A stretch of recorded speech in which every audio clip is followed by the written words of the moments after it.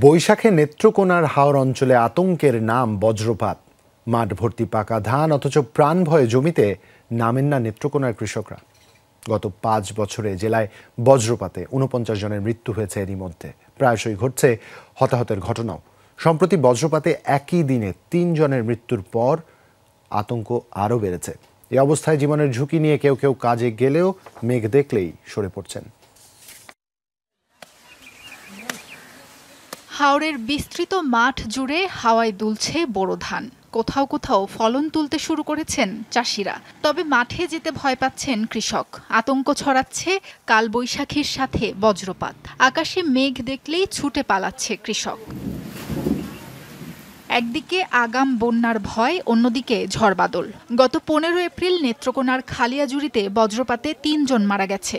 একই দিনে এমন দুর্ঘটনার পর থেকে প্রাণ সংশয়ে খেতে নামতে চাইছে না কৃষকরা।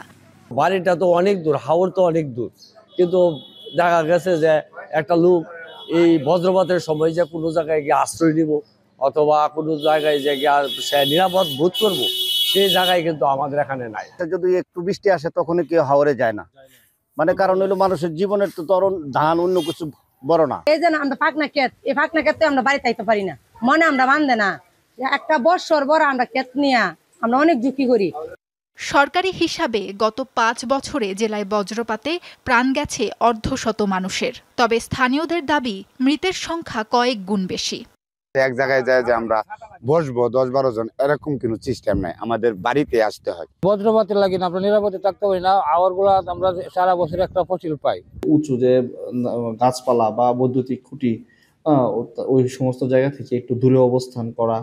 তারপর হচ্ছে যে বৃষ্টি যখন বেশি হয় বা বজ্রপাতের সম্ভাবনা যখন বেশি দেয়, আমাদের মোবাইল বা ল্যাপটপ যেগুলো আছে, কম্পিউটার যে ডিভাইস যেগুলো আছে, এগুলা যতটুকু সম্ভব একটু অ্যাভয়েড করা, টেলিভিশনটা একটু অ্যাভয়েড করা।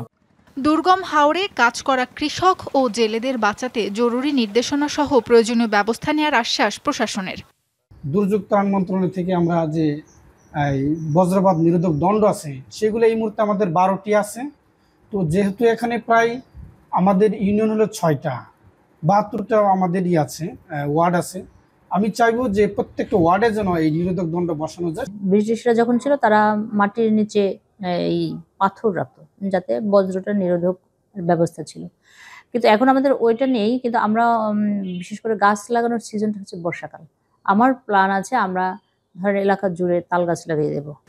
প্রত্যন্ত অঞ্চলে প্রাকৃতিক দুর্যোগ থেকে রক্ষা পেতে উঁচু স্থানে আশ্রয় কেন্দ্র তৈরির দাবি হাওরবাসীর।